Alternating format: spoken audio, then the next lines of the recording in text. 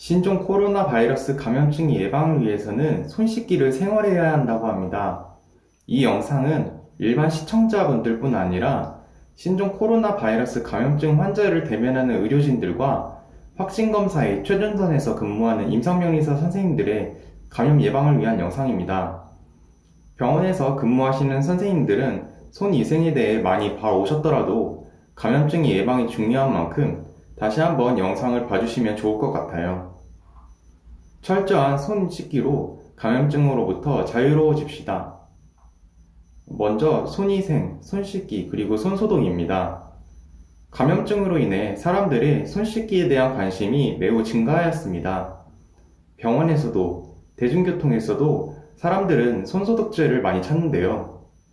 물과 비누로 손을 씻는 것보다 소독제로 소독하는 것이 훨씬 덜 귀찮긴 합니다. 그렇지만 그 둘은 같은 효과가 있을까요? 엄밀하게 따지면 흐르는 물과 비누를 이용한 손 씻기가 알코올 젤 등을 사용한 손소독보다 효과가 좋다고 합니다. 올바른 손 씻기 방법을 보기 전에 손위생과 관련된 용어의 정의부터 해보도록 하겠습니다. 먼저 손위생은 손 씻기와 손 소독을 포함하는 용어입니다. 그리고 손 씻기는 일반 비누나 항균 비누와 물을 이용하여 손을 씻는 것을 말합니다. 그리고 손 소독이라 함은 피부 소독 손세척, 피부 소독 손마찰, 피부 소독 오염 제거, 미생물 제거, 항균 제제나 비누와 물을 이용한 위생적 손 피부 소독, 위생적 손 마찰 등을 지칭하는 용어로 매우 광범위하게 사용됩니다. 그렇다면 우리는 언제 손을 씻어야 할까요? 또 병원 근무자들은 언제 손을 씻어야 할까요? 감염증으로 자유롭기 위해서 우리는 기회가 있을 때마다 손을 잘 씻어 주어야 할 것입니다. 일반적으로 병원 근무자들이 손위생을 수행하는 시점은 다음과 같습니다.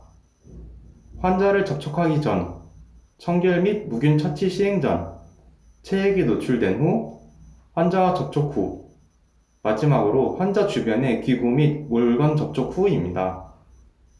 영상을 보시는 임상병리사 선생님들의 경우에는 위의 수행 시점에 따르면 만약 체열을 하신다고 하면 적어도 3회 이상 손위생을 실행해 주어야 합니다. 손위생이 요구되는 5가지 상황의 근거에 대해서는 다음 화면을 참고해 주시기 바랍니다. 그리고 올바른 손위생 방법에 대해 말씀드리겠습니다. 먼저 물과 비누를 이용한 손위생입니다. 일반적으로 의료진이 아닌 시청자분들도 쉽게 따라할 수 있는 손위생 방법입니다. 물과 비누를 이용한 손위생으로 바이러스를 멀리 보내버립시다. 일반적으로 물과 비누로 40에서 60초 동안 수행합니다. 눈에 보이는 오염이 있을 경우 아포를 형성하는 세균에 오염되었을 가능성이 있는 경우에는 물과 비누를 사용합시다.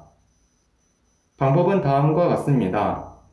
먼저 손에 물을 묻힙니다. 그리고 충분한 양의 비누를 묻힙니다. 손바닥과 손바닥을 마찰하여 문지릅니다. 손바닥으로 다른 손의 손등을 문지릅니다. 이때 손을 바꾸어 시행합니다. 손가락을 깍지 끼고 손바닥을 문지릅니다.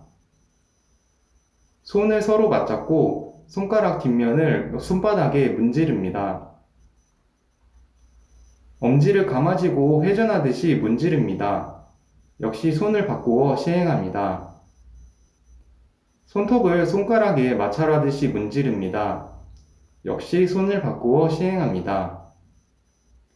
그리고 물로 손을 씻어낸 후 일회용 타올을 이용하여 손을 닦습니다. 마지막으로 타올을 이용하여 수도꼭지를 잠급니다. 다음은 손위생 시의 주의점입니다. 깨끗한 흐르는 물에 손을 적신 후 비누를 충분히 적용해야 합니다. 뜨거운 물을 사용하면 피부염 발생 위험이 증가하므로 미지근하거나 따뜻한 물을 사용하도록 합니다.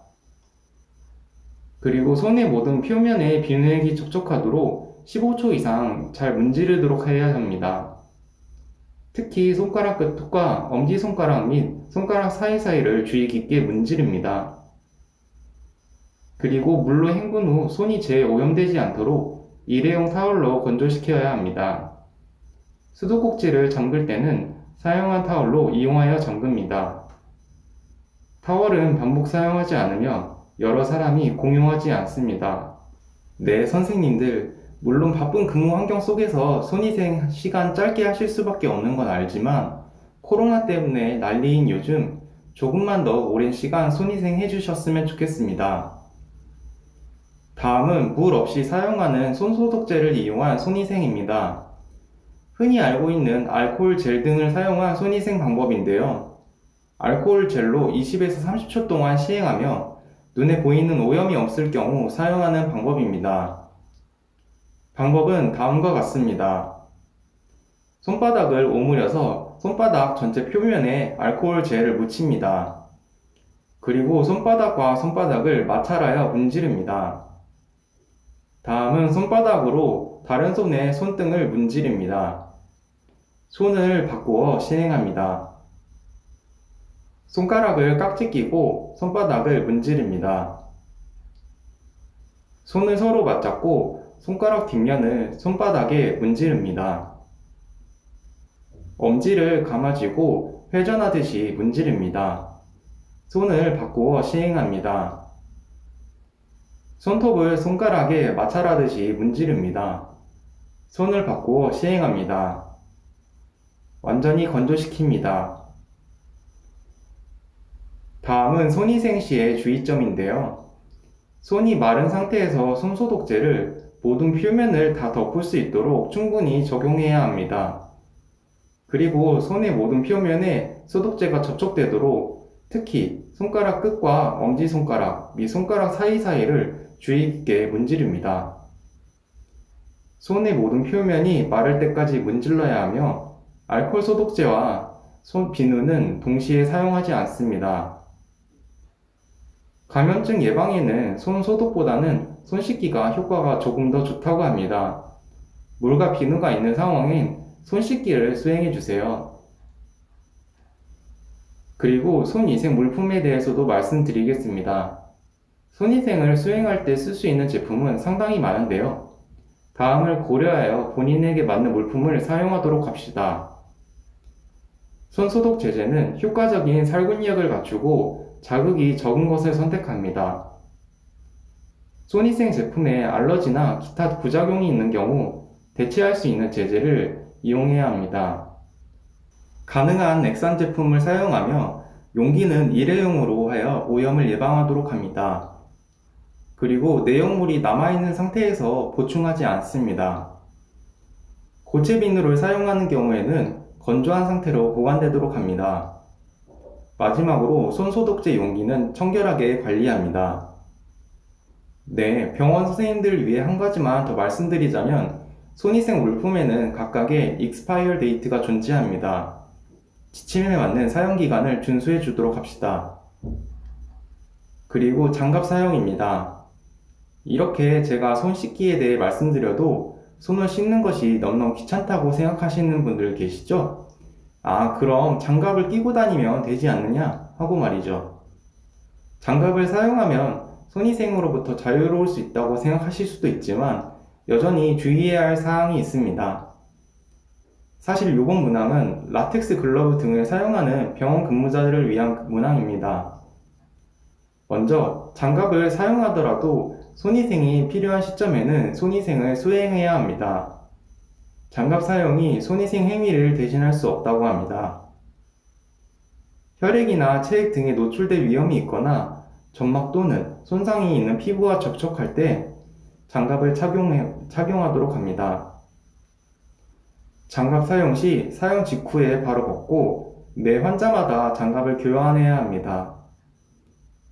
동일한 환자에서 오염된 부위로부터 다른 부위를 접촉할 경우 장갑을 교환하거나 벗어야 합니다. 그리고 장갑은 재사용하지 않습니다. 네, 장갑을 사용해도 결국은 손위생을 해야 자유로울 수 있겠네요.